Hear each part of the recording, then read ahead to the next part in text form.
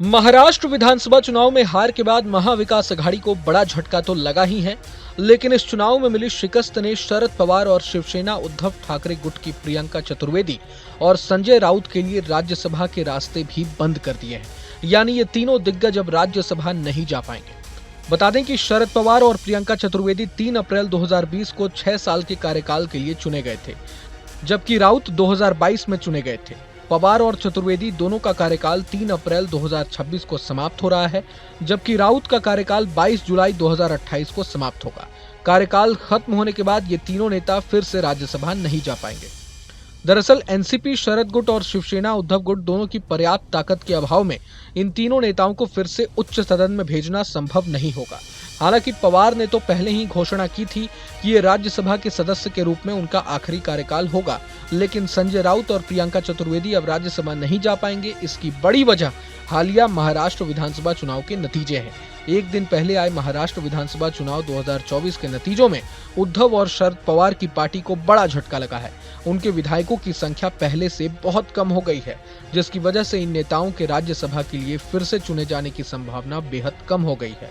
महाविकास अघाड़ी सिर्फ 49 सीटें ही जीत सकी है और अब एमवीए की इस विफलता के कारण शरद पवार, संजय राउत और प्रियंका चतुर्वेदी को अपने दम पर अगला राज्यसभा कार्यकाल भी नहीं मिलेगा। आमतौर पर महाराष्ट्र से एक राज्यसभा सीट के लिए 43 विधायकों का कोटा तय है।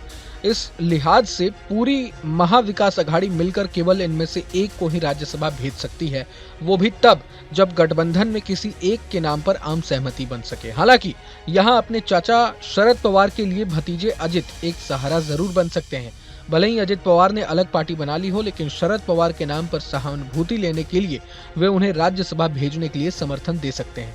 चूंकि अजित पवार गुट के सभी नेता कभी शरद पवार के साथ हुआ करते थे, इसलिए ज्यादा चांसेस हैं कि वे इस बात पर राजी भी हो जाए। हालांकि इन तमाम अटकलों में कितना दम है ये तो वक्त ही बताएगा।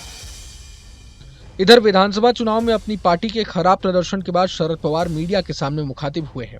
पार्टी के मुखिया की उम्र को देखते हुए ये कयास लगाए जा रहे थे कि वे अब राजनीति से रिटायर हो जाएंगे, लेकिन इस पर खुद उन्होंने जवाब दिया है। महाराष्ट्र के कराड़ में शरद पवार ने कहा कि वे और उनके सहकर्मी तय करेंगे कि रिटायर होना चाहिए या नहीं। उन्होंने ये भी कहा कि लाडली बहन योजना के माध्यम से महिलाओं को कुछ राशि दी गई। हमने अभियान चलाया कि अगर हम सत्ता में नहीं रहे तो ये पैसा बंद हो जाएगा। शायद इसलिए महिलाओं ने महायुति को वोट दिया। बता दें कि महाराष्ट्र की 288 सदस्यीय विधानसभा के चुनाव परिणामों की घोषणा के बाद बीजेपी 132 सीटों के साथ सबसे बड़ी पार्टी है। दूसरे नंबर पर महायुति के साथी पार्टी शिवसेना एकनाथ शिंदे है। शिवसेना ने 57 सीटें जीती है। एनसीपी अजित पवार 41 सीटों के साथ तीसरे नंबर पर है।